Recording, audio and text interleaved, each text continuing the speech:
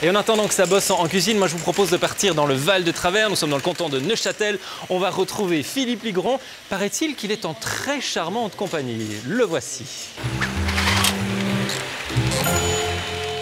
Souris un peu, fais le petit sourire qui va bien. Voilà, comme ça. C'est un joli sourire qui nous accueille aujourd'hui, celui de ma copine.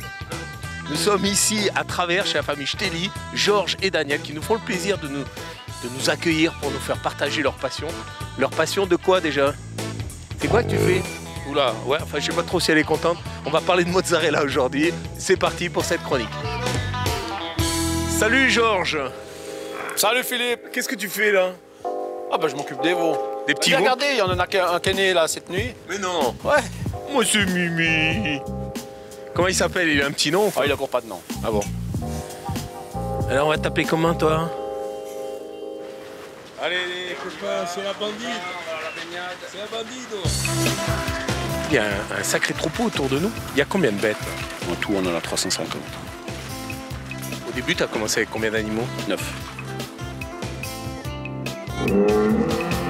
Pourquoi de la bufflonne? Je veux dire, c'est un pays de vaches, la Suisse. Parce que là, c'est un peu l'extraterrestre de la région, là.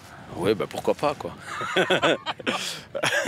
Alors, pour faire un produit différent, on a un petit peu regardé, disons, qu'est-ce qu'il y avait comme produit qui manquait sur le marché suisse ou qu'on importait.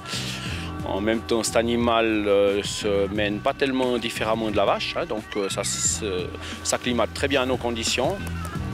Un bisou. Ouais. Je ne reviendrai pas sur les vaches laitières. Quand on a connu la bufflonne, il y a plein d'aspects.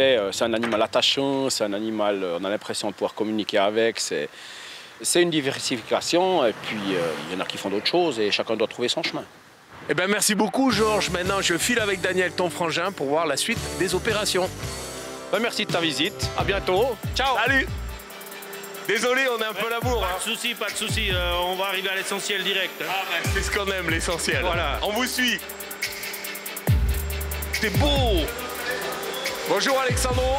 C'est un vrai, il vient du terroir. Oh, ben, c'est super. Alors là, concrètement, parce que je crois qu'on est un peu la bourre. Là, on a la partie solide sur cette table. Et ensuite, cette partie solide, quand elle est suffisamment acidifiée, on l'introduit dans cette machine où on a de l'eau à haute température. Il faut vraiment être rapide, disponible, à gauche, à droite, en avant, en arrière. Et on aura dans quelques secondes ou minutes des perles. Des perles de mozzarella. Voilà. C'est beau.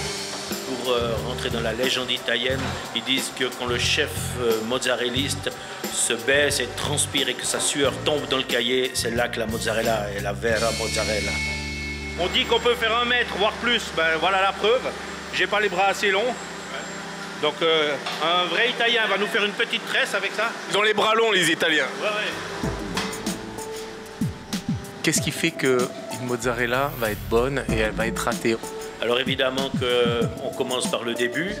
Avec du mauvais lait, on ne fera pas de la bonne mozzarella, donc il faut un lait qui est bon en lui-même aussi bactériologiquement. Alors mon frère est à mes yeux le meilleur producteur de lait de Suisse. Donc on a un lait qui est très régulier, ça c'est une base incontournable. Possiamo fare la zizzona di Battipaglia. Au secours. Zizzona è seno della donna. Zizzona. Les seins de la nonna, c'est ça? Nonna. Ah ouais. Ça fait combien de temps que vous êtes en Suisse? Sono in Svizzera da 4 anni, 4 anni. Ticino e poi 3 mesi qui. 5 generazioni. Mon père, grand-père, tutte mozzarella. No, Napoli. Merci beaucoup, hein. Grazie mille, hein. Grazie mille. Il y a quoi comme type de produit que vous servez? Autre produit que le sérac? On a fait de la glace, on a refait du yogourt récemment. Là aussi, c'est un produit qui fait un certain succès parce que le lait étant doux de lui-même, on n'a pas besoin d'enrichir ni de sucre ni de poudre, qui est une belle alternative pour les allergiques. Voilà. D'accord. Merci beaucoup, Daniel. Ben, merci Philippe, merci toute l'équipe. Hein. On espère qu'on a éveillé un peu votre curiosité un peu plus qu'elle ne l'est déjà. On vous souhaite une belle journée. Merci à tous. Au revoir, Travers.